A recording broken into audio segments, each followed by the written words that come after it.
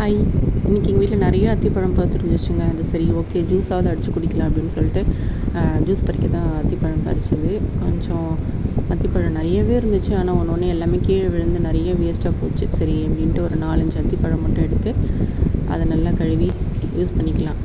அதுக்குள்ளே பூச்சி இருக்குதுன்னு சொல்லுவாங்க. அந்த பூச்சி அந்த பழம் பழுக்கிறதுக்கு தான். அதே போல் பாலினேஷனுக்கும் அந்த பூச்சி யூஸ் ஆகுதுன்னு சொல்லிட்டு அந்த பூச்சி ஒன்றும் அவ்வளோ கெடுதல்லாம் கிடையாது. அந்த பழத்துக்கு ரொம்ப நல்லது, அந்த பழம் நமக்கு நல்லது.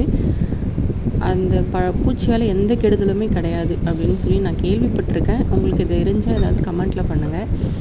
அப்புறம் அத்திப்பழத்தில் ஏதாவது இருக்கான்னு செக் பண்ணிவிட்டு நல்லா வாஷ் பண்ணி நல்லா ஒரு பால் ஊற்றி, சில பேர் வால்நட்டு பிடிக்காதவங்களும் இருக்காங்க. அந்த வால்நட்டு பிடிக்காத ஆளில் நானும் ஒன்று. அதே போல் வால்நட்டையும் போட்டுட்டு ஸ்வீட்டுக்காக 2 பேரிச்சம்பழம் போட்டு நல்லா ஜூஸரில் போட்டு நல்லா அடித்து எடுத்துக்கிட்டேன். எடுத்துக்கப்புறம் நான் ஒரு கலக்கி குடிக்க வேண்டியதாங்க.